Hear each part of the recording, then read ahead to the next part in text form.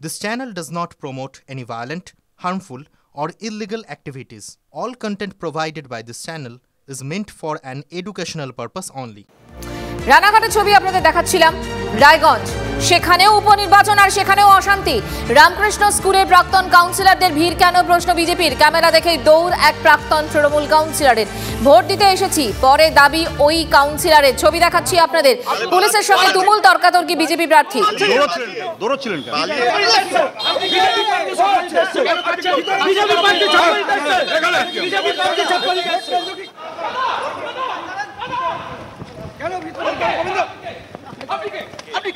Vote দিতে এসেছেন আপনি কখন ভোট দিতে এসেছেন আমি এক্ষুনি আসলাম কি নাম আপনার হ্যাঁ আমার নাম অনুপ তাহলে পালাচ্ছেন কেন আপনি আমি বাইরে যাচ্ছি দৌড়চ্ছিলেন কেন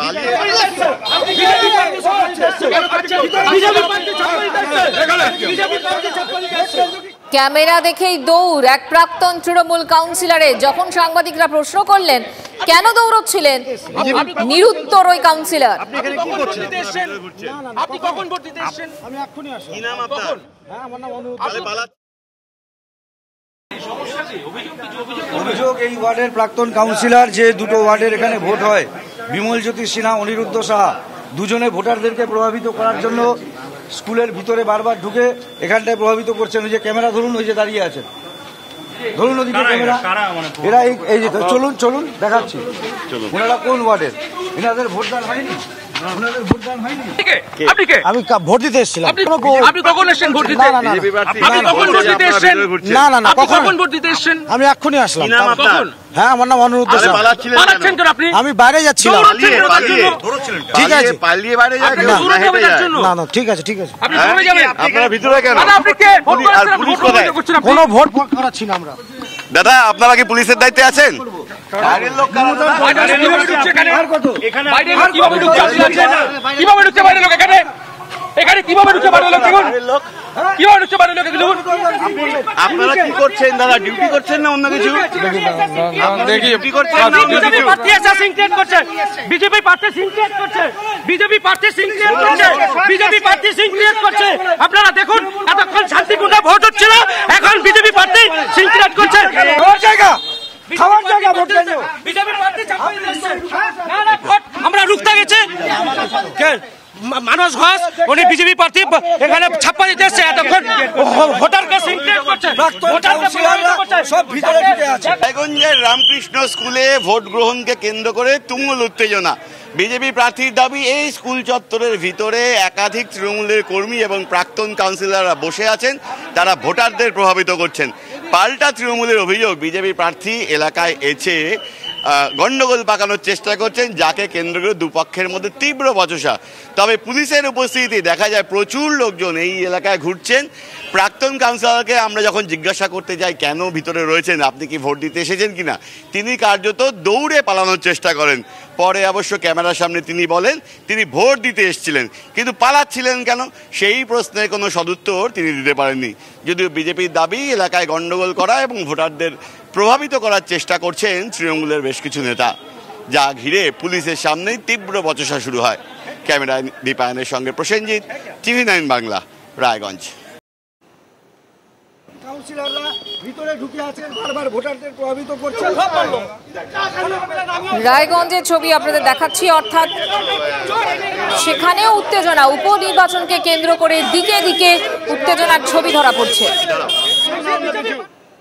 আর রায়গঞ্জের পরে এবার বাগদার ছবি দেখাবো বাগদা উপনির্বাচনে অশান্তি বিজেপি প্রার্থীকে ঘিরে তৃণমূলের বিক্ষোভ 100 মিটারের মধ্যে কেন বিজেপির লোক প্রশ্ন তৃণমূলের বিজেপি প্রার্থীকে গো ব্যাক স্লোগান উত্তেজনা কেন্দ্রীয় বাহিনীকে ঘিরেও ব্যাপক বিক্ষোভ বাগদার ছবি দেখাচ্ছি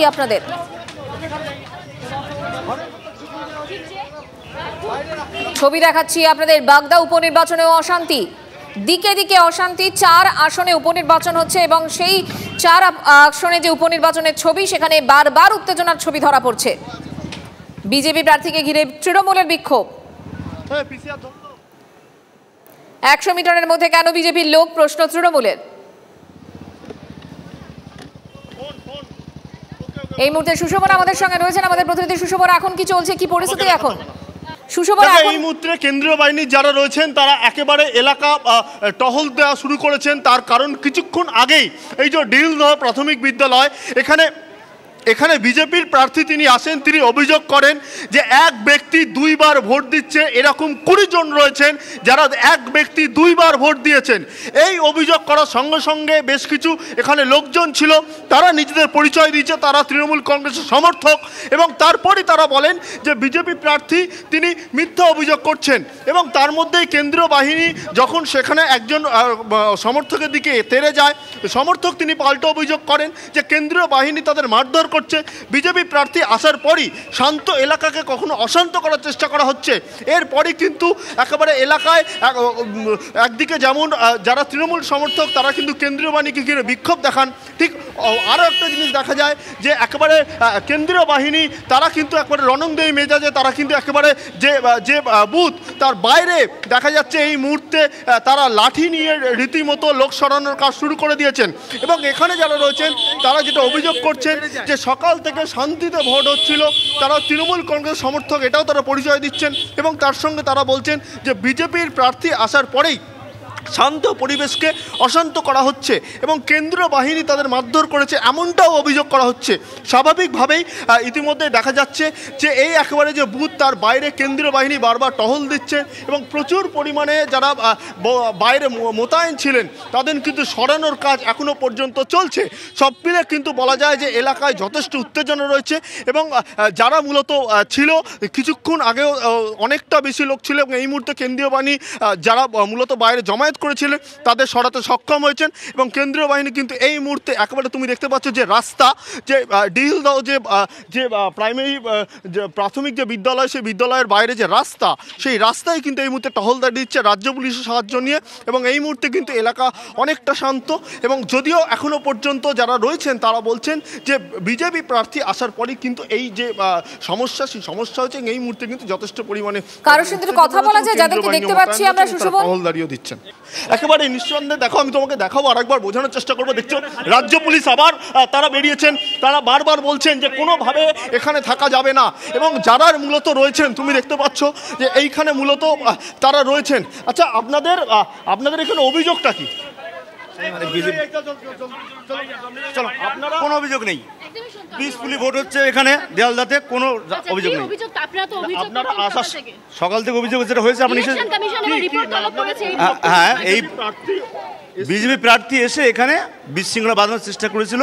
144 ভেঙে 144 ধারা ভেঙে তিনি এবং আরও তার সান্ডা মান্ডার লোকজন বাইরে থেকে লোকজনের বুথে ক্যাপচার করতে যাচ্ছিল। মানুষ এটাকে প্রতিবাদ করে দিয়েছে। আমি তৃণমূলের অঞ্চল সভাপতি। কেন্দ্রীয় বাহিনীর বিরুদ্ধে সেটা সিসি ক্যামেরা ফুটেজ তো বলবে ম্যাডাম, নির্বাচন কমিশন তো নিরপেক্ষ মানুষ, সিসি ক্যামেরা ভিডিও ফুটেজ রয়েছে দেখলেই বুঝতে পারবেন আপনারা। কেন্দ্রীয় বাহিনীর বিরুদ্ধে আপনাদের অভিযোগটা? পুরো কেন্দ্রীয় বাহিনী এক পেশে ভেবে বিজেপিকে সাপোর্ট করে সেন্ট্রাল বাহিনী কেন্দ্রীয় সরকারকে সাপোর্ট করে তৃণমূল মানুষকে হেনস্থা করতে চাইছে। কিন্তু আপনারা তো ছিলেন, বুঝতে পারছো যে ইতিমধ্যেই যারা তৃণমূল সমর্থক তারা কিন্তু এখনো পর্যন্ত এখানে রয়েছেন। তোমাকে একদিকটা যেমন আমি দেখালাম যাদের সঙ্গে কথা বলালাম, ঠিক অন্য দিকটা তোমাকে দেখানোর চেষ্টা করব যে একেবারে রাস্তা এখানে প্রচুর জমায়েত ছিল। কিছুক্ষণ আগেই রাজ্য পুলিশ তারা যেমন একেবারে এখানে জমায়েত সরাতে সক্ষম হয়েছেন, কেন্দ্রীয় বাহিনীও তারা এখানে নেমেছিলেন, এখনও কেন্দ্রীয় বাহিনী রয়েছে। তোমাকে এই দিকের জায়গাটা দেখাবো যে এইখানেও কিন্তু কেন্দ্রীয় বাহিনী ইতিমধ্যে এসে একেবারে টহল দিয়ে যে পরিস্থিতি সেই পরিস্থিতি নজর রাখো। আবারও তোমার সাথে কথা হবে, আপাতত তোমাকে ধন্যবাদ।